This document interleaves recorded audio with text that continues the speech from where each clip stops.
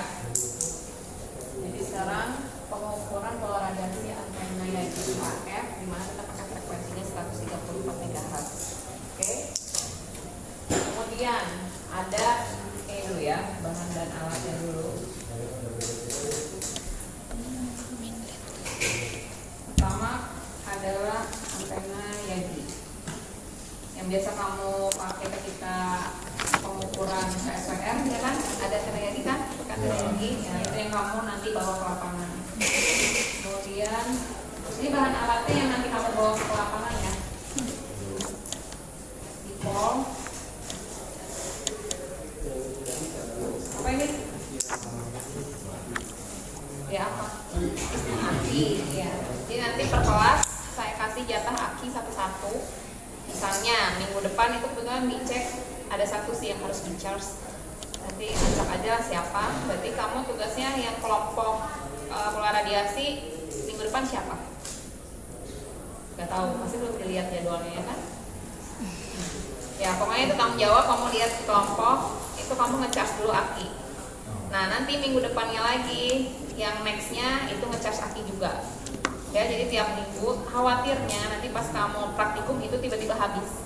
Ngecas kan nggak bisa cepet ya, kayak handphone itu berjam-jam. Tahu kan tukang ngecas aki di Siwaruga biasanya banyak.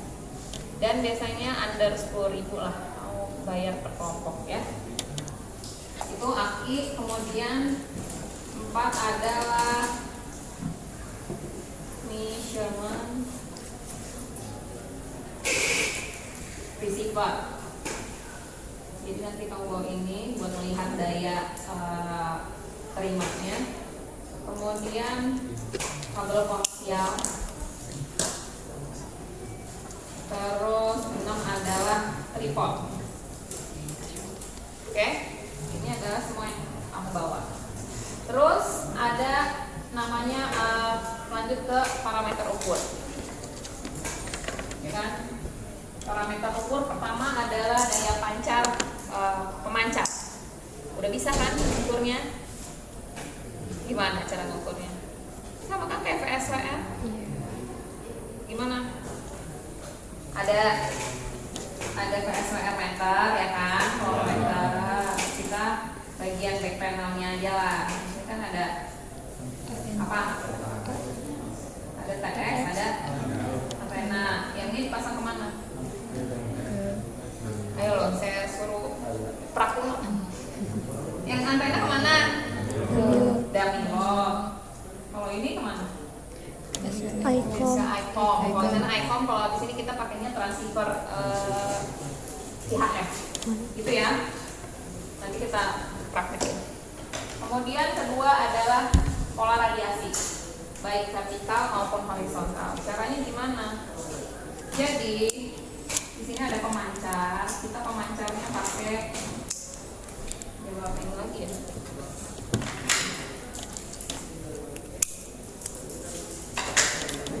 Ada warna biru ya.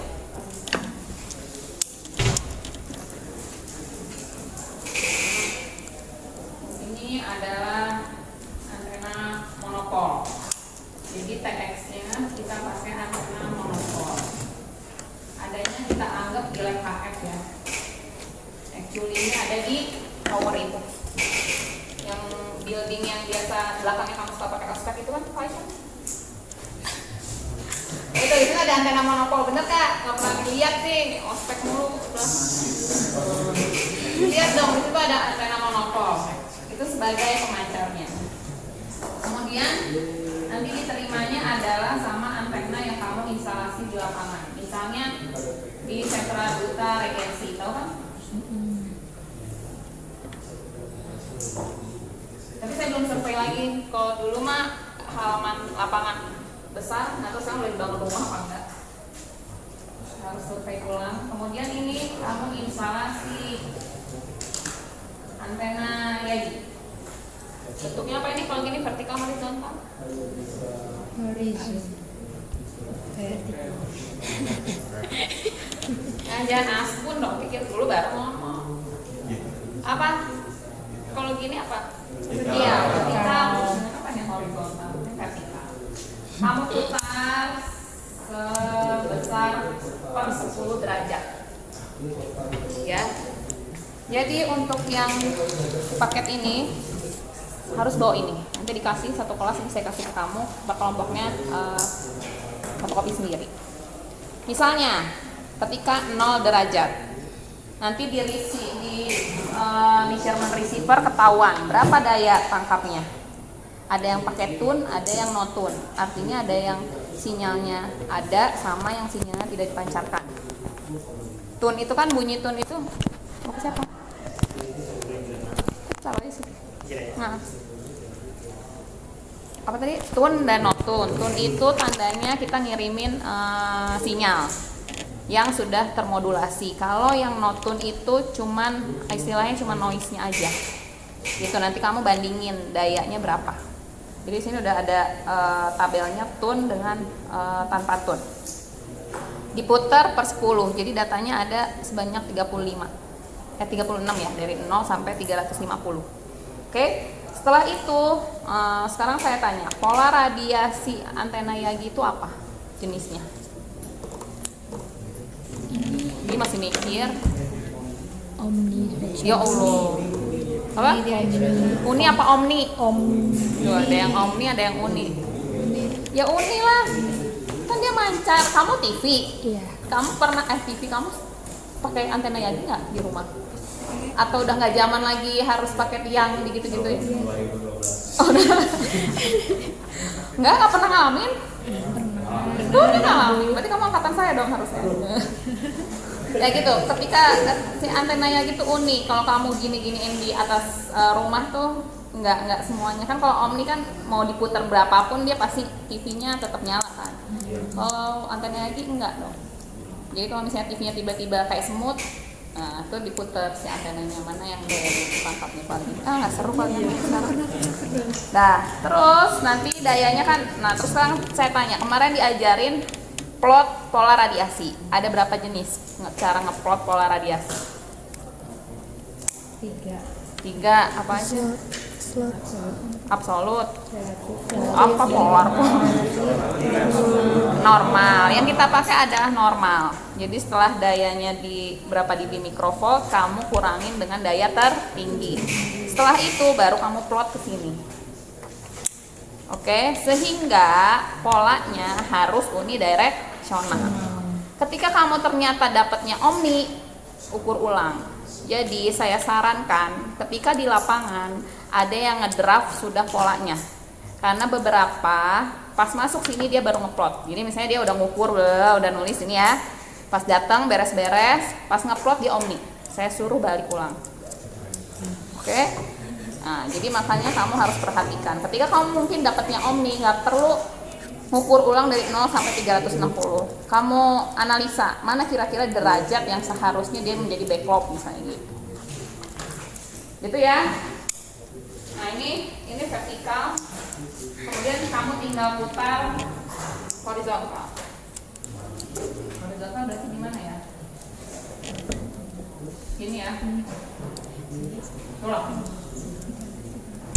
Gitu, sehingga dapat vertikal horizontal. Kemudian apa lagi? Oh ini polanya ya, ini idealnya. Terus ketiga adalah gain. Gimana cara mengukur gain? Ini itu biar saya ulang. Gain adalah Pmax dipol dikurangi Pmax Yagi. Tahu maksudnya apa? Pmax dipol dikurangi Pmax Yagi.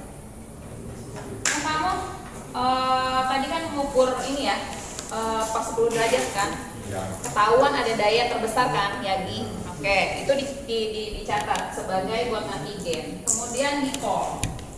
Ini nanti kamu turunin antena Yaginya, terus pasang antena dipol. Ini berarti vertikal. Misalnya di sini dia dayanya yang Pmax dipol, yang dipol nggak perlu lagi per 10 derajat. Tapi kamu tracing di mana daya tertinggi. Beda ya, per 10 dengan tracing beda ya. Tracing itu yang kamu putarnya daerah mana ya, kira-kira yang paling tinggi gitu loh. Jadi nggak wasting time. Oke, misalnya Pmax dipol dikatakan misalnya dapat minus 30 dBm, dikurangi Tmax-nya misalnya yang jadi dapatnya minus 40 dBm, berarti menjadi 10 dB. dBd itu apa? D-nya berarti terhadap dipol. Kalau misalnya di sininya kamu pakai horn, berarti dB H terhadap antena horn. Oke, paham nggak? Paham ya? Terus nanti si ini hasil pengurangannya ini, selisihnya ini ditambahin dengan gain antena dipol. Antena dipol itu sudah di code, gainnya ada 2,15 dBi. Ya, jadi nanti hasil pengurangan ini ditambah 2,15 dBi menghasilkan sekian dBi. Gitu ya. Paham nggak nih? Salah lagi jurnalnya. Ada mau tanya dulu? Nggak ada. Lanjut tadi kalau nggak ada. Keempat adalah